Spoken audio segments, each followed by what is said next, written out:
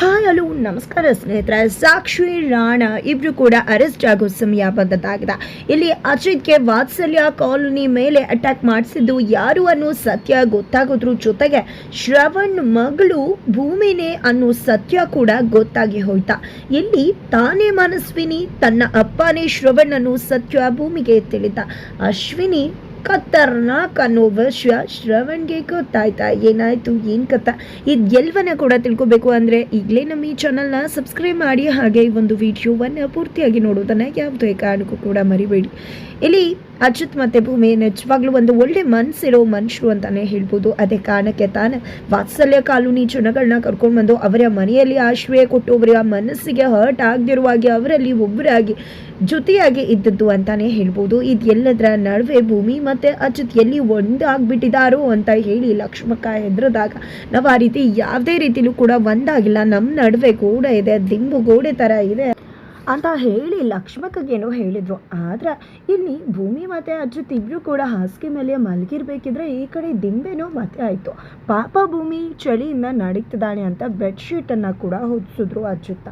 ಆದರೆ ಕತ್ತಲು ಕಳೀತಿದ್ದಾಗೆ ಬೆಳಗ್ಗೆ ಆಗ್ತಿದ್ದಾಗೆ ಭೂಮಿ ಚಳಿಯಲ್ಲಿ ಬಂದು ಅಜಿತನ್ನು ಅಪ್ಕೊಂಡು ಮಲ್ಕೊಂಡೇ ಬಿಡೋದ. ಪಾಪ ಅಜಿತ್ಗೆ ಎಚ್ಚರನೇ ಇಲ್ಲ. ಭೂಮಿ ಏನೋ ಅಪ್ಕೊಂಡು ಮಲ್ಕೊಂಡ್ಬಿಟ್ಲು. ಬಟ್ ಬೆಳಗ್ಗೆ ಆಗ್ತಿದ್ದಾಗೆ ಎಚ್ಚರ ಆಗಿತ್ತೆ. ಅಯ್ಯೋ ನನ್ನ ಶೀಲ ಹಾಳಾಗೋಯ್ತು, ಅಯ್ಯೋ ನಾನು ತಪ್ಪು ಮಾಡಿಬಿಟ್ಟ, ಗೊತ್ತಿಲ್ಲಾಗೆ ಏನೇನೋ ನಡೆದೋಯ್ತು, ನಿನ್ನೆ ತಾನೇ ಅಷ್ಟಿಲ್ಲ ಲಕ್ಷ್ಮಕ್ಕನ ಹತ್ರ ಹೇಳಿದೆ, ಆದರೆ ಇವತ್ತು ಏನಾಗೋಯ್ತಪ್ಪ ಅಂತ ಹೇಳಿ ಭೂಮಿ ಲಬಲಬಾ ಅಂತ ಹೇಳಬೇಕಿದ್ರೆ ಇಲ್ಲಿ ಅಚ್ಚುತ್ತೆ ಎಚ್ಚರ ಆಗಿದೆ. ಏನದು ಬೆಳಗ್ಗೆ ಆಗೋಯ್ತಾ ಅಂತಂದರೆ ಏನು ಬೆಳಗ್ಗೆ ಆಗೋಯ್ತಾ ಅಂತ ಕೇಳ್ತಿದ್ರ. ಎಂಥ ಕೆಲಸ ಮಾಡಿಬಿಟ್ರಿ ನೀವು ಶ್ರೀರಾಮಚಂದ್ರ ಅಂತ ಅಂದ್ಕೊಂಡಿದ್ದೆ, ಅಷ್ಟೆಲ್ಲ ಬಿಲ್ಡಪ್ ಕೊಟ್ಬಿಟ್ಟು ಇವತ್ತು ಈ ರೀತಿ ಮಾಡಿಬಿಟ್ರಲ್ಲಿ, ಇದಕ್ಕೋಸ್ಕರನೇ ಕಾಯ್ತಿದ್ರ ನೀವು? ದಿಮ್ಮನ ಮದುವೆ ಇಟ್ಬಿಟ್ಟು ಸುಮ್ಮನೆ ನಾಟಕಕ್ಕೆ ನಾನು ನಿಮ್ಮ ಎದೆ ಮೇಲೆ ಮಲ್ಕಿಸ್ಕೊಂಡಿದ್ರಲ್ವ, ಇದು ಎಷ್ಟು ಸರಿ ಅಂತ ಪ್ರಶ್ನೆ ಮಾಡ್ತಿದ್ದಾಳೆ. ನಿನ್ನೆ ತಾನೇ ಲಕ್ಷ್ಮಕ್ಕಂಗೆ ನಮ್ಮಿಬ್ರ ನಡುವೆ ಏನೂ ಇಲ್ಲ ಅಂತ ಹೇಳಿ ಆಸ್ಕೆ ತೋರಿಸಿದೆ, ಆದರೆ ಇವತ್ತು ಎಲ್ಲ ಕೂಡ ಹಾಳಾಗೋಯ್ತರಲ್ಲಿ. ಯಾವತ್ತಿಂದ ರೀ ಕಾಯ್ತಿದ್ರೆ ಇದಕ್ಕೋಸ್ಕರ ಅಂತ ಭೂಮಿ ಫುಲ್ ಸ್ಟಾಪ್ ಕಾಮ ಇಲ್ಲಂಗೆ ಅಜಿತ್ನ ಕುಯ್ತಿದ್ದಾಳೆ. ಪಾಪ ಅಜಿತ್ ಏನು ಮಾತಾಡ್ತಿದ್ಯಾ ನೀನು ಅಂತ ಕೇಳ್ತಿದ್ದಾರೆ. ಹೌದು ನಾನು ನಿಜನೇ ಹೇಳ್ತಿರೋದು, ನೀವೇ ಅಲ್ವಾ ನನ್ನನ್ನು ಹೇಳ್ಕೊಂಡು ಮಲ್ಕಿಸ್ಕೊಂಡಿರೋದು ಅಂತ ಹೇಳಿ ಭೂಮಿ ಹೇಳಿದಾಗ ಏನು ತಲೆ ಕೆಟ್ಟಿದ್ಯಾ ನಿಮಗೆ?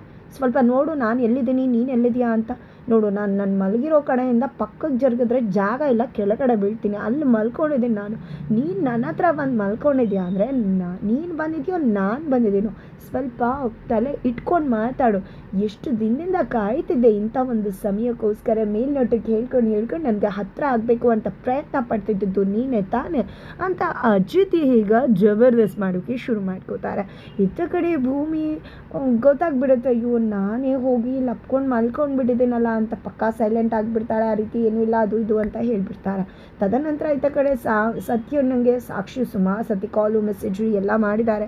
ಏನಪ್ಪ ಇದು ಹುಡುಗಿ ಇಷ್ಟೊಂದು ಸತಿ ಕಾಲು ಮೆಸೇಜು ಮಾಡಿದಾಳಲ್ಲ ಅಂತ ಅಂದ್ಕೊಂಡಿದ್ದೆ. ಕಾಲ್ ಬ್ಯಾಕ್ ಮಾಡ್ತಾರೆ. ಕಾಲ್ ಬ್ಯಾಕ್ ಮಾಡ್ತಿದ್ದಾಗೆ ಸಾಕ್ಷಿಗೆ ಫುಲ್ ಖುಷಿ. ರಾಣಾ ಕೂಡ ಅಲ್ಲೇ ಇರ್ತಾರೆ. ಯಾಕಂದರೆ ಸಾಕ್ಷಿ ಸತ್ಯಣ್ಣನ ಕಾಲ್ನೇ ಎಕ್ಸ್ಪೆಕ್ಟ್ ಮಾಡ್ತಿರ್ತಾರೆ. ಏನಿದು ಅಷ್ಟು ಸತಿ ಕಾಲು ಮೆಸೇಜು ಮಾಡಿದ್ರಲ್ಲ ಅಂತ. ನಿನ್ನೆ ನಾನು ಅಜಿತ್ ಮತ್ತು ಭೂಮಿ ಬಗ್ಗೆ ಆ ರೀತಿ ಮಾತಾಡ್ಬಿಟ್ಟೆ, ದಯವಿಟ್ಟು ಕ್ಷಮಿಸ್ಬಿಡಿ. ಯಾಕಂದರೆ ಅವ್ರು ನಿಮಗೆ ಅಷ್ಟು ಕ್ಲೋಸ್ ಇದ್ದರು, ಆದರೂ ಕೂಡ ನಾನು ಆ ರೀತಿ ಮಾತಾಡ್ಬಿಟ್ಟೆ, ದಯವಿಟ್ಟು ಕ್ಷಮಿಸಿ, ಸಾರಿ ಅಂತೆಲ್ಲ ಹೇಳಿದಾಗ ಸರಿ ಆಯಿತು ಬಿಡಿ, ಪರವಾಗಿಲ್ಲ ಬಿಡಿ, ಇನ್ನು ಮುಂದೆ ಯಾವುದೇ ಕಾರಣಕ್ಕೂ ಆ ರೀತಿ ಮಾತಾಡಬೇಡಿ ಅಂತ ಹೇಳ್ತಾರೆ. ಹೌದು ನೀವು ನನ್ನ ತಂಗಿ ಫ್ರೆಂಡ್ ಸಾಕ್ಷಿ ಅನ್ನೋದಷ್ಟೇ ನನಗೆ ಗೊತ್ತು. ಮೊದಲು ಓದಬೇಕಿದ್ರೆ ಜೊತೆಲಿ ಓದ್ತಿದ್ರಿ, ಆನಂತರ ನೀವು ಓದನ್ನು ಬಿಟ್ಟು ನಿಮ್ಮ ತಂದೆಯ ಬಿಸ್ನೆಸ್ಸನ್ನು ಶುರು ಮಾಡ್ಕೊಂಡ್ರಿ ಅಂತ ಕೇಳ್ಪಟ್ಟೆ. ಆದರೆ ಯಾವ ಬಿಸ್ನೆಸ್ಸು, ಜೊತೆಗೆ ನಿಮ್ಮ ತಂದೆ ಯಾರು, ಎಲ್ಲವನ್ನ ಕೂಡ ನಾನು ಕೇಳಲೇ ಇಲ್ವಲ್ಲ, ಯಾರು ನಿಮ್ಮ ತಂದೆ, ಏನು ಬಿಸ್ನೆಸ್ ಶುರು ಮಾಡ್ಕೊಂಡಿದ್ರ ಅಂತ ಎಲ್ಲವನ್ನ ಕೂಡ ಸತ್ಯನ ಪ್ರಶ್ನೆ ಮಾಡೋಕ್ಕೆ ಶುರು ಮಾಡ್ಕೋತಾರೆ. ಅಯ್ಯೋ ಈಗ ನನಗೆ ನಿದ್ರೆ ಬರ್ತದೆ, ನೆನ್ನೆ ನಿಮ್ಮದೇ ವಿಷಯ ಯೋಚನೆ ಮಾಡ್ಕೊಂಡು ನನಗೆ ಸರಿಯಾಗಿ ನಿದ್ರೆನೇ ಬರಲಿಲ್ಲ, ನೀವು ಏನು ಪ್ರಶ್ನೆ ಕೇಳಿದ್ರು ಅದಕ್ಕೆ ಉತ್ತರ ನಾನು ನಾಳೆ ಕೊಡ್ತೀನಿ ಆಯಿತಾ ಅಂತ ಹೇಳಿ ಇಲ್ಲಿ ಸಾಕ್ಷಿ ಅದರಿಂದ ಎಸ್ಕೇಪ್ ಆಗ್ತಾಳೆ. ತದನಂತರ ಇಲ್ಲಿ ಸತ್ಯನ ಅನ್ಕೋತಾರೆ, ಮೊದಲು ಅಜಿತ್ ಮತ್ತು ಭೂಮಿಗೆ ಸಾಕ್ಷಿ ವಿಷಯ ಹೇಳಬೇಕು, ನಿಜ ಹೇಳಬೇಕು ಅಂದರೆ ಅವಳ ಬಗ್ಗೆ ನನಗೆ ಏನೂ ಗೊತ್ತಿಲ್ಲ ಅಂದಮೇಲೆ ಸಾಕ್ಷಿ ವಿಷಯನ ಹೇಗೆ ಅಜಿತ್ ಮತ್ತು ಭೂಮಿ ಹತ್ರ ಹೇಳಿ, ಮೊದಲು ಅವಳ ಬಗ್ಗೆ ಇನ್ ಡೀಟೇಲ್ ಮಾಹಿತಿನ ತೊಗೊಂಡು ಹೇಳೋಣ ಅಂತ ಹೇಳಿ ಸತ್ಯನ ಕೂಡ ಅನ್ಕೋತಾರೆ. ಆತ ಕಡೆ ರಾಣಾ ಮಗಳು ಅಂತ ಹೆಮ್ಮೆಯಿಂದ ಹೇಳ್ಕೊಳ್ಳೋದಲ್ವಮ್ಮ, ಅವ್ನಿಗೇನು ಸಾರಿ ಅಂತ ಕೇಳ್ತಿದ್ಯಾ ಅಷ್ಟೊತ್ತು, ರಾಣಾ ಮಗಳಾಗಿತ್ಕೊಂಡು ಅಂತ ಅಪ್ಪ ರಾಣಾ ಸಾಕ್ಷಿಗೆ ಹೇಳ್ತಿದ್ರೆ ಗೊತ್ತಾಗುತ್ತೆ ಅಪ್ಪ ನಾನು ಏನು ಮಾಡೋಕ್ಕೆ ಹೊರಟಿದ್ದೀನಿ, ನಾನು ಯಾಕೆ ಅಷ್ಟು ಮಟ್ಟಿಗೆ ಸಾರಿ ಕೇಳಿದೆ ಅಂತ ಖಂಡಿತವಾಗ್ಲೂ ಎಲ್ಲ ಕೂಡ ಗೊತ್ತಾಗುತ್ತೆ ಅಂತ ಸಾಕ್ಷಿ ಕೂಡ ಹೇಳ್ತಾರೆ. ತದನಂತರ ಬೆಳಿಗ್ಗೆ ಆಗಿರತ್ತಲ್ವ, ಹಾಗಾಗಿ ಅಪ್ಪು ಹೊರಗಡೆ ಬರ್ತಾರೆ. ಹೊರಗಡೆ ಬರ್ತಿದ್ದಾಗೆ ಈ ಅಜ್ಜಿ ಎಲ್ಲನೂ ಕೂಡ ಕಿರ್ಚ್ಕೊಂಡ್ಬಿಡ್ತಾಳೆ, ಅಜ್ಜಿ ಅಂತ ಹೇಳಿ. ಯಾಕಂದರೆ ಇಲ್ಲಿ ಬಂದಿರತಕ್ಕಂಥ ಕಾಲೋನಿ ಜನಗಳು ಹೊರಗಡೆ ಗಾರ್ಡನ್ನಲ್ಲಿ ಒಂದು ದಾರವನ್ನು ಕಟ್ಕೊಂಡಿದ್ದೆ, ಅದಕ್ಕೆ ಎಲ್ಲವನ್ನ ಕೂಡ ಬಟ್ಟೆನೆಲ್ಲ ಒಣಗಾಕೊಂಡಿದ್ದಾರೆ. ಅದನ್ನು ನೋಡಿದ್ದ ಎಲ್ಲರೂ ಕೂಡ ಬಂದಿದೆ, ಏನದು ಈ ರೀತಿಯೆಲ್ಲ ಮಾಡೋದಾ ಅಂತ ಅಜ್ಜಿ ರೇಗಾಡ್ತಿದ್ದಾರೆ. ಈ ಕಡೆ ಅಜ್ಜಿತ್ ಭೂಮಿಗೆ ಏನು ಮಾಡಬೇಕು ಅಂತ ಗೊತ್ತಾಗ್ತಿಲ್ಲ. ಇತ್ತ ಕಡೆ ನಮ್ಮ ಒಂದು ಕಾಲೋನಿಯಲ್ಲಿ ಇದೇ ರೀತಿ ದಾರ ಕಟ್ಕೊಂಡು ವೈರ್ ಹಾಕ್ಕೊಂಡು ಬಟ್ಟೆ ಹಾರಾಕ್ತಾ ಇದ್ವಿ, ಅದೇ ಕಾರಣಕ್ಕೋಸ್ಕರ ಇಲ್ಲೂ ಕೂಡ ಹಾಗೆ ಮಾಡ್ತೀವಿ ಅಂತ ಹೇಳ್ತಾರೆ ಸದಾನಂದ್ ಅವರು. ಈ ಕಡೆ ರಮಣ್ಣ ಅಂದರೆ ಅಜ್ಜಿತ ತಂದೆ ಅಂತೂ, ಅಜ್ಜಿತ ನೀನು ಒಂದಿನ ಟೈಮ್ ಕೊಟ್ಟಿದ್ದೆ, 24 ಗಂಟೆ ಮುಗ್ದಿದೆ, ಏನು ಮಾಡಬೇಕು ಅದನ್ನು ಮಾಡು ಅಂತ ಕೂಡ ಹೇಳ್ತಾರೆ. ನಂತರ ಇಲ್ಲಿ ಅಜ್ಜಿತ್ ಅಯ್ಯೋ ನೀವೇನು ತಪ್ಪು ಮಾಡಿಲ್ಲ ಸದಾನಂದಣ್ಣ, ಮೇಲೆ ಟೆರೆಸ್ ಇದೆ ಅಂತ ಪಾಪ ನಿಮ್ಗೆ ಗೊತ್ತಿರಲಿಲ್ಲ ಅಲ್ವಾ, ಟೆರೆಸ್ ಮೇಲಿದೆ ಅದಕ್ಕೆ ಜಾಗ, ನೀವು ಅಲ್ಲೂ ಹೋಗಿ ಹಾರಿಕೊಳ್ಳಿ ಆಯಿತಾ ಬಟ್ಟೆನ ಅಂತ ಹೇಳಿದಾಗ ಸರಿ ಆಯಿತು ಅಂತ ಹೇಳಿ ಎಲ್ಲರೂ ಕೂಡ ಬಟ್ಟೆನ ತೊಗೊಂಡು ಹೋಗ್ತಿದ್ದಾರೆ. ನಂತರ ಈ ಕಡೆ ಅಜ್ಜಿತ್ ಮತ್ತು ಭೂಮಿ ತುಂಬಾ ಮನೆಯವ್ರ ಮುಂದೆ ಏನು ಮಾಡಬೇಕು ಅಂತ ಗೊತ್ತಾಗದೆ ಕಸರಸಿ ಮಾಡ್ಕೋತಿದ್ದಾರೆ. ಅದರ ನಡುವೆ ಭೂಮಿ ಕೂಡ ನಮ್ಮವರು ಈ ರೀತಿ ಮಾಡಿದ್ರಿಂದ ದಯವಿಟ್ಟು ಕ್ಷಮಿಸ್ಬಿಡಿ ಸಾಹೇಬ್ರೆ, ಹಾಗೆ ಕ್ಷಮಿಸ್ಬಿಡಿ ಅಂತ ಹೇಳಿ ಮನೆಯವ್ರು ಎಲ್ಲರ ಹತ್ರ ಕೂಡ ಕ್ಷಮೆ ಕೇಳ್ತಾರೆ. ನಂತರ ಇಲ್ಲಿ ಅಜ್ಜಿತ್ ಅಂತೂ ನೀನೇನು ತಪ್ಪು ಮಾಡಿಲ್ಲ, ಅವರು ಕೂಡ ನಮ್ಮವರೇ, ನಿನ್ನವರು ಅಂತಾನೆ ಯಾಕೆ ಹೇಳ್ಕೊತಿದ್ಯಾ, ಅವರು ಕೂಡ ಯಾವುದೇ ರೀತಿ ತಪ್ಪನ್ನು ಕೂಡ ಮಾಡಿಲ್ಲ ಅಂತ ಕೂಡ ಅಜ್ಜಿತ್ ಹೇಳ್ತಾರೆ.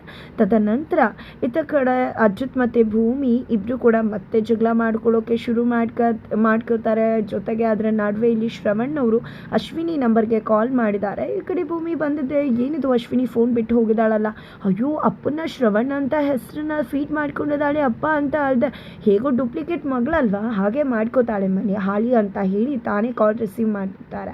ಆ ಕಡೆ ಮಗಳೇ ಹೇಗಿದೆಯಾ, ನಿನ್ನ ಹತ್ರ ಒಂದಿನ ಕೂಡ ಅಪ್ಪ ಅಂತ ಕರೆಸ್ಕೊಳ್ಳಿಲ್ಲ ಅಂದರೆ ಮನ್ಸಿಗೆ ಸಮಾಧಾನನೇ ಇಲ್ಲ, ನೀನು ಅಪ್ಪ ಅಂತ ಕರೆದ್ರೆ ಸಾಕು ಮನ್ಸಿಗೆ ಸಮಾಧಾನ ಆಗಿಬಿಡುತ್ತೆ ಅಂತ ಹೇಳ್ತಾರೆ. ಭೂಮಿ ತುಂಬ ಎಮೋಷ್ನಲ್ ಆಗ್ತಿದ್ದಾಳೆ, ಅಪ್ಪ ಅಂತ ಕರೀರಿ ಅಂದಾಗ ಈ ಕಡೆ ಭೂಮಿ ಅಪ್ಪ ಅಂತ ಕರೆದ್ಬಿಡ್ತಾರೆ.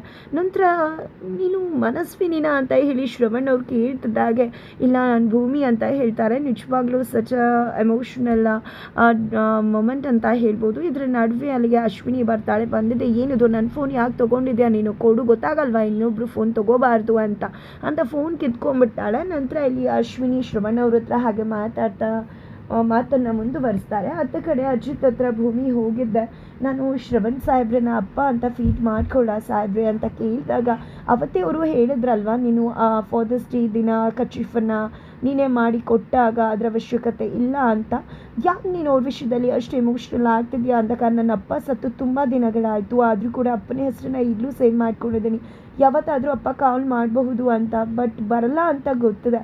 ಶ್ರವಣ್ ಸಾಹೇಬರು ನನಗೆ ಅಪ್ಪನ ಥರನೇ, ಹಾಗಾಗಿ ಶ್ರವಣ್ ಸಾಹೇಬ್ರ ಹೆಸರನ್ನ ನಾನು ಅಪ್ಪ ಅಂತ ಸೇವ್ ಮಾಡ್ಕೋತೀನಿ, ನೀವು ಒಪ್ಕೊಂಡ್ರೆ ಅಂತ ಹೇಳಿದಾಗ ಅಜ್ಜಿತ್ ಆ ಒಂದು ಫಾದರ್ಸ್ ಡೇ ದಿನ ಆದಂಥ ಘಟನೆಯನ್ನು ಮತ್ತೆ ನೆನಪಿಸ್ತಾರೆ. ಸರಿ ಆಯಿತು, ನಿನಗೆ ಇಷ್ಟ ಇದೆ ಅಂತ ಹೇಳಿದ್ರೆ ಮಾಡ್ಕೊ ಅಂತ ಹೇಳ್ತಾರೆ. ಅಪ್ಪ ಅಂತ ಸೇವ್ ಮಾಡ್ಕೋತಾರೆ.